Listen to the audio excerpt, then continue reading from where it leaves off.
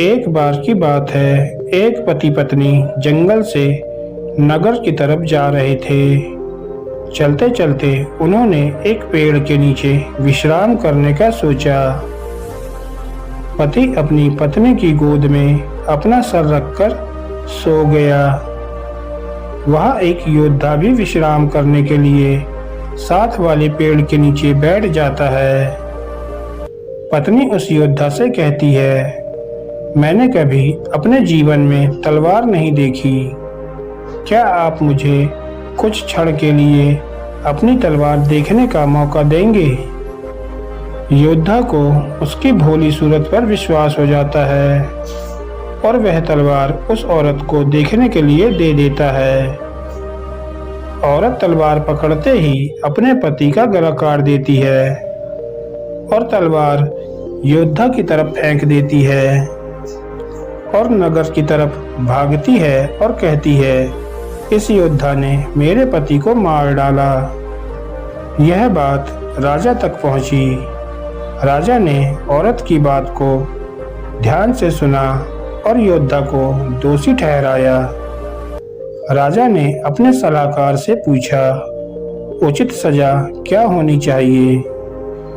सलाहकार ने कहा, राजन, इस योद्धा ने अपनी तलवार से औरत के पति की हत्या की है, तो इसकी दोनों बाजुओं को काट देना चाहिए ताकि वह कभी तलवार न चला सके। राजा ने ऐसा ही किया। योद्धा की दोनों बाजुओं को कटवाकर उसे छोड़ दिया गया।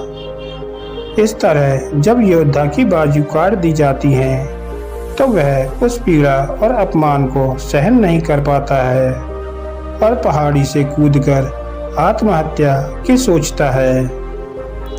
लेकिन रास्ते में उसे एक साधु रोक लेता है।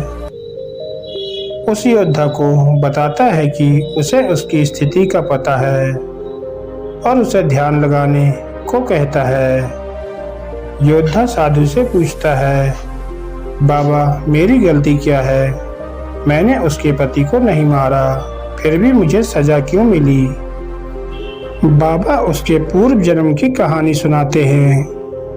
बताते हैं कि पूर्व जन्म में यह औरत एक गाय थी, उसका पति एक कसाई था और तुम एक पहलवान थे।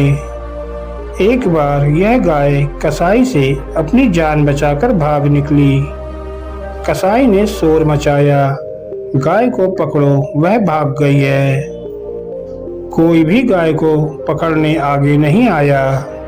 सब जानते थे कि यह गाय को पकड़कर मार देगा, पर तुमने अपनी शक्ति का प्रदर्शन करने के लिए आगे आए और अपनी बाजुओं से उस गाय के सींग पकड़ कर उसे रोक दिया और उसे कसाई के हवाले कर दिया। कसाई ने उसे मार दिया। वह गाय उसकी पत्नी के रूप में उस कसाई से, जो इस जन्म में उसका पति था, उससे अपना बदला लेने आई थी और तुमने उस गाय को अपनी बाजुओं से पकड़ा था, इसलिए उसने तुम्हारी बाजू कटवा दी। तुम्हें अपने पिछले जन्म के कर्मों की सजा इस जन्म में भोगनी पड़ रही है।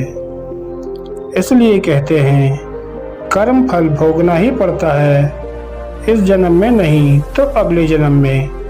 हमें सदा अच्छे कर्म करने चाहिए।